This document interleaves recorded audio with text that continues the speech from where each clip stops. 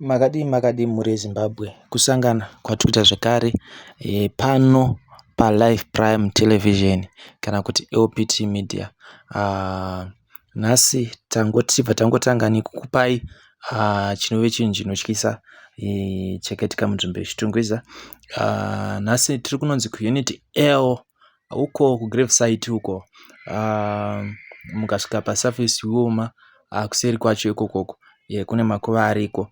So nhasi tavhizita panove pagwiro kana kuti the tomb of madzibaba Godfrey Nzira, vaitungamirira chechi inoveyo zviratidzo zvavapostora, vanove munhu akazvarwa mugore ra1952 on the 2nd of December and he passed on the 23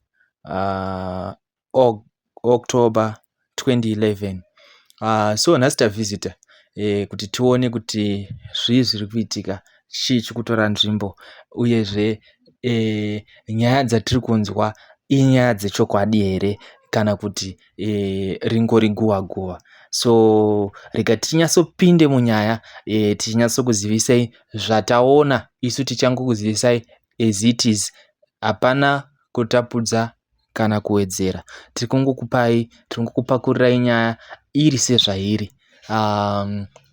Zvamuri kungoona nemeso enyu ndizvo zvizhinji zvatichange tingoedza kukuexplainerai kuti munzwisise kuti zvii zviri kuitika. So ramukuona gwiro iro ndo pakaiswa madzibaba Godfrey Nzira, anove munhu airespektwa zvikuru kune kumasowe, aiva ari muprofita mukuru, airemekedzwa nevanhu zvikuru, zvinoburikidza kuti vanhu vazopa respect kugwiro ravo.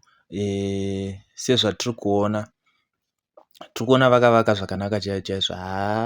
Architect akaita apa payo akagona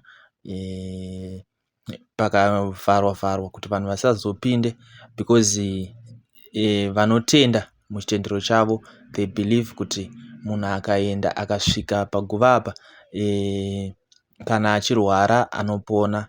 Inohodha spiritual significance yekuti ukaendapo zvakawanda zvinoita zvinoitika, kunyange zvanga zvakaoma zvinosununguka.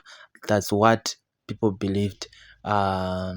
So chinhu chanyanyotiudza panapa haisi nyaya yekuti the spiritual importance of this graveyard, but mukutoona vanhu vese vauya kuzonoona, tiri kuona makuva akadzurwa, makuva anga akazara nzvimbo iyi akadzurwa vachigadzira nzira inoenda paguva ramadzibaba Nzira.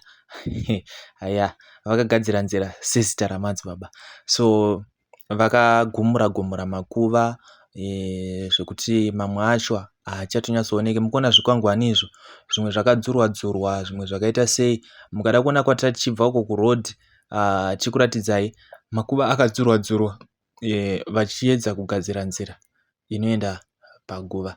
So muri Zimbabwe sandiwo anonzi makuna here aya, kudzurwa kwemakuva vausina rudzi nawo. Uyezve ndoda kuziva kuti pane guva remutsvene here kana mutadzi, remupfumi kana murombo muri Zimbabwe. Ngatisanganei mucomment section muchinyatsotizivisawo zvamunofunga nezvamunoziva kuti chivanhu chemuZimbabwe chinoti chii, uyezve spiritually kana kuti biblically zvii zvazvinomboreva. Kana usati wasubscribe pano paLife Prime Television kana kuti LPT Media, this is your opportunity to subscribe kuti uzokwanisa kuchiona dzimwe nyaya dzatichange tichiisa nezviri kuitika munyika yeZimbabwe.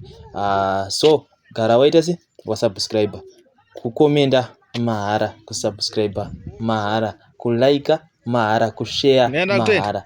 It's bye bye for now.